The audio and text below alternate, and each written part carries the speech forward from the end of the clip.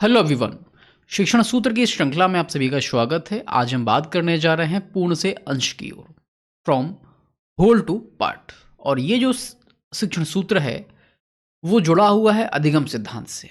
जब आप अधिगम सिद्धांतों के बारे में पढ़ते हैं तो आपको तुरंत ही थॉर्नडाइक, पेवलोव और आपके स्किनर महोदय याद आ जाते हैं। लेकिन आपने देखा हो एक और सिद्धांत है जो कि गेस्टाल्टवादियों के द्वारा दिया गया था, है ना। गेस्टाल्टवादियों में 3 प्रकार के मनोवैज्ञानिक आते हैं, जिसमें मैक्स वर्दाइमर, कोहलर और कोफका। 3 प्रकार के मनोवैज्ञानिक हैं, जिसमें से जो कोहलर थे उन्होंने एक बहुत बढ़िया काम किया था, बहुत बढ़िया सिद्धांत निकाला था जो कि गेस्टाल्ट सिद्धांत के नाम से जाना गया आगे चल के। उनका कॉन्सेप्ट था, उन्होंने जो प्रयोग किया था वो चिंपैंजीज पर किया था, बंदरों पर किया था। और चिंपैंजी का जो सबसे ज़्यादा बुद्धिमान चिंपैंजी था उसका नाम था सुल्तान, है ना। उस सुल्तान पर इतने सारे प्रयोग किए, उनमें से 3 प्रयोग सबसे ज़्यादा सफल माने गए, जिनके बारे में आप देखते हो। 3 बॉक्स को जो है रख के केले के प्राप्त करना, बॉक्स के बाहर, पिंजड़े के बाहर केले रखे हुए थे, छड़ी का प्रयोग। तो ये सारे प्रयोग आपने वहाँ पढ़े होंगे। उनमें से ही उन्होंने निकाला कि जब बच्चे के सामने कोई समस्या आती है तो समस्या को वो तुरंत सॉल्व नहीं करता, उसको एज अ होल देखता है, बाद में उसको सॉल्व करने का वो प्रयास करता है। जैसे कि अचानक से किसी बच्चे के सामने कोई व्यक्ति आ जाता है तो वो सबसे पहले उसकी हाथों की उंगलियों को नहीं देखता, उसके नखों को नहीं देखता, मीन्स नाखूनों को नहीं देखता, उसके पैर के उन नाखूनों को नहीं देखता, उसकी नाक को नहीं देखता, वो कान को नहीं देखता, एज अ होल पूरी पर्सनैलिटी को देखता है कि कोई व्यक्ति कैसा दिखता है।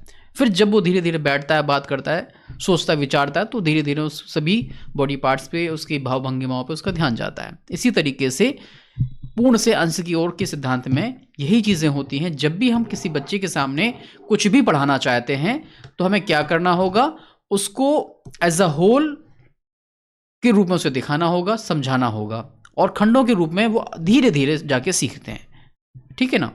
शिक्षण विधि जो ये है, पहले बालक को जो भी हम विषय पढ़ाना चाहते हैं, जो भी विषय वस्तु सिखाना चाहते हैं, समझाना चाहते हैं, उसको पहले उसके बारे में सामान्य अवधारणा उसको बता दो।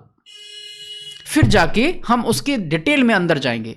पहले ही जाके अगर डिटेल में अंदर जाओगे तो उसको अच्छी तरीके से नहीं समझ पाओगे। ठीक है। आपने देखा होगा 7th-8th की क्लास में जो टीचर्स रहते हैं, वो अगर जूलॉजी की क्लास में फ्लावर्स के को बताते हैं, जिसमें सबसे ज़्यादा जो फ्लावर का प्रयोग किया जाता है वो जो है 5 पंखुड़ी का एक फ्लावर रहता है ना। उस पंखुड़ी के उस फ्लावर के बारे में वो बता रहे होते हैं कि कौन सा पार्ट क्या है। तो क्या सबसे पहले वो कहता है आपको फूल लेकर आओ एक, है ना। कनेर का फूल होता है, कनेर का ही होता है एक तरीके स्पेशली। तो उनमें से एक फूल को वो मंगवा लेते हैं और आपके सामने रखते हैं कि ये क्या है, आप बताते हो फूल है।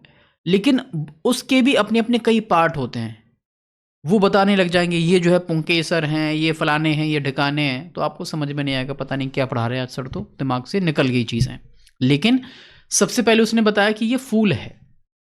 और जो छोटे बच्चे होते हैं, अगर हम उसमें उसको जो है पूर्ण से अंश की ओर इस शिक्षण सूत्र का प्रयोग करना है तो उनको हम क्या करते हैं, हम पहले उनको छोटी छोटी कविताएं सिखाते हैं और वो रट लेते हैं। जैसे कि बंदर मामा पहन पजामा दावत खाने आए, या फिर एक मोटा हाथी घूमने चला, या फिर आपने देखा होगा कई कविताएं ऐसी छोटी छोटी हैं, चंदा मामा दूर के पुए पकाए खीर के, है ना। तो इस तरीके की जो कविताएं हैं, उन कविताओं के माध्यम से बच्चों के मनों में हम कविताओं को बिठा तो देते हैं, फिर धीरे धीरे जिन जीव जंतुओं के बारे में हम उनको सिखाना चाहते हैं वो बड़े ध्यान से सुनते हैं, क्योंकि उसके बारे में उन्होंने जो है बहुत सारी पोएम्स को या राइम्स को बहुत सारी याद कर ली होती हैं। उसके दिमाग में वो इमेजिनेशन आती जाती है कि बंदर कैसा दिखता है, हाथी कैसा दिखता है,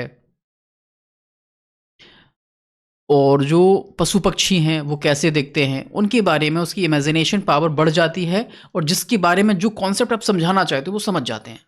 as a whole to part की तरफ हम आगे बढ़ना चाहिए।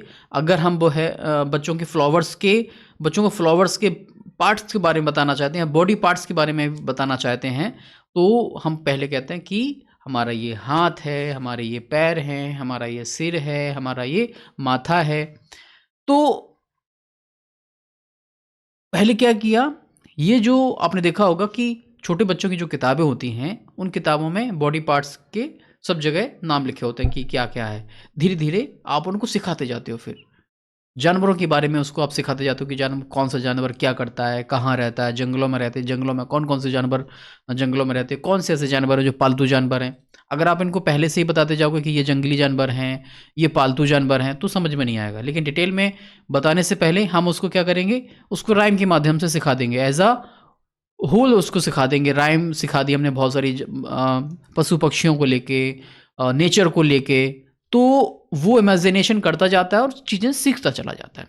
तो इस मनोवैज्ञानिक शिक्षण सूत्र का प्रयोग हम जो है करते हैं as a whole to part की तरफ। आशा है कि आज की इस क्लास के माध्यम से आप आने वाले समय में जब क्लास लेंगे, तो इस सिद्धांत का प्रयोग बखूबी अच्छी तरीके से समझ के करेंगे। चलिए फिर मिलते हैं अगली क्लास में, तब तक के लिए नमस्कार, जय हिंद। अगर क्लास अच्छी लगी है तो वीडियो को लाइक करें, चैनल को सब्सक्राइब करें, बेल आइकन को प्रेस करना ना भूलिए। मिलते हैं अगली क्लास में, तब तक के लिए नमस्कार, जय हिंद।